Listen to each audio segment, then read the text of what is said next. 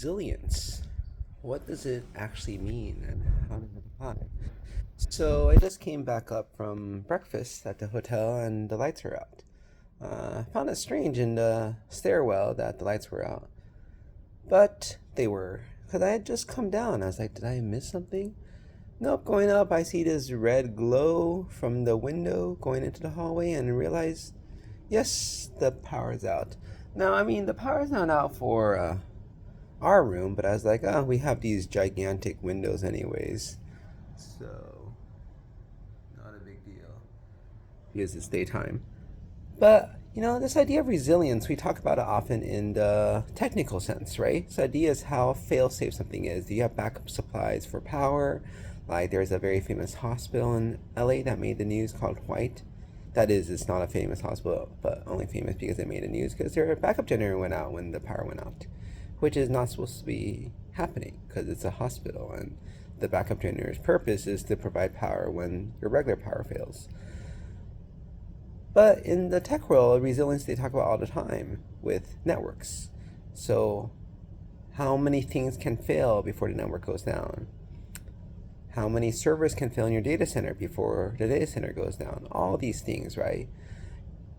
And I feel like in human beings, we use resilience in a different way, right? We don't use resilience in a way that how many things can fail before you die, because it's not like Monty Python where the guy has already lost an arm, bleeding out, and it's like, yeah, you can still chop off my leg and I'm fine, right? But more that your mental ability to withstand torture, abuse, hardship, what have you. I read a story today about a guy who, I think his name is O'Keen. He was the cook in a boat that overturned and everybody died except for him. He managed to find a pocket of air and he sat there for days until he got rescued while crayfish were nibbling on his feet. And he managed to survive on some food, and he said the main thing is just don't fear, because then you panic and it all goes downhill. And yeah, he had a pocket of air, but it'll run out eventually, right?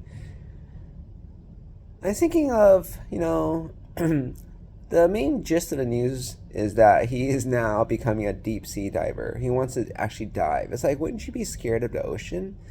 And that's one thing that you think about resilience. Do people get scared of these things that cause them hardship, that cause them trauma? Or do they move on with life, right? Because I think resilience isn't just about moving on, or it's about actually doing better with life. So you think of somebody who started one business and then it failed, and then started another business and it failed, and then started another business and it failed, and it's like, whoa, is this the end? Or the classic stories of immigrant. He came to the U.S., started a business, right? It failed, started a second business, they're doing very well, right? And then some, person comes and burns it up because obviously there's so many anti-immigrants out there. And then he's left with nothing. Just like he came 10 years ago. What does he do now? Does he get up again? Does he stay down, right? I mean, we're talking like a boxer, like you get punched, you go down. Do you come back up? Do you keep on coming back up? Is that what resilience is? The thing that's interesting for me is, I think, we talk about resilience as something we see from the outside, but you actually don't know what the person's thinking on the inside. And I feel that there's one thing to tease out is why people keep on coming back, right? What is their motivation? What drives them? And I think that probably not for this guy who was the cook who became a deep sea diver, right? But he says that, the sea has always been a peaceful, calming place for him. And somehow it still was, right? After his near drowning incident. But I think, at least for some of us, it's the idea of obstinance, rebelliousness. The fact that you say you cannot do it makes us want to do it even more, right? I was talking to a friend last night, and we're not the most compliant people. We're not obedient people. It's magic that we're still around in our field and we're doing fine, right? Because we don't take instructions well, to say the least, right? And then, there's other people who do, right? Like my brother, he could be successful everywhere because he listens to people and goes along, right? Whereas we're like, my boss is stupid. And then I was asking him about, you know, yeah, people who don't tell their boss is stupid. And my friend commented, he's like, no, no, no, I don't, I don't, I tell him in a nice way. And you're like, no, there's no nice way, right? But he does tell, hey, boss, so how am I supposed to say in a polite way that you're stupid? So I mean, he has some tact, more than no tact, but still, it's not quite the same. But I think there's different reasons people are resilient, and I guess one question for me is, raising a daughter, raising a kid, right? It's always easier in life. At least I could tell you from personal experience to just be somebody who follows along. Now, it's for some of us, it's not easy because we just can't get ourselves to do that. That's really, really difficult. But we don't just do stuff because we're told. We have to understand why we're told such things, right? I'm not talking about just as a 2-year-old. I'm talking about as a 10-year-old, as a 15-year-old, as a 20-year-old. Like, it just never ends in my life, right? Like, just because someone's a position of authority doesn't mean they're right. And that's just the truth. It doesn't mean they're right. There's no correlation.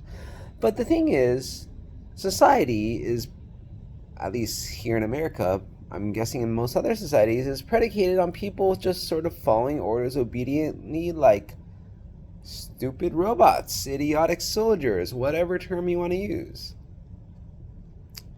And for me, I wonder if many people don't have resilience because they don't you get that technique, that trick, that obstinance, right? That contrariness that comes with some people. Naturally, they get it beaten out of them or unlearned or whatever term you want to use. And then they're left to just listen to people tell them what to do. And if you're beaten down by the world, yeah, how exactly are you supposed to be resilient, right? Like, isn't it better for the kids who are bullied? A lot of kids end up committing suicide. It's really an American issue, at least not in Asia that I know of. But Asian, they commit suicide because of the stress and pressure of getting into school and doing well in school. But, if you get bullied, everybody's telling you you're a horrible human being, worthless. You should just off yourself. Isn't that where the obstinance comes in? The ability to say that, even though everybody's telling you this, that they're all wrong and I'm right. And I don't know that that's a skill that should be lost from the world of the future. It's not as present in as many of us today as it was in the past. We still do exist.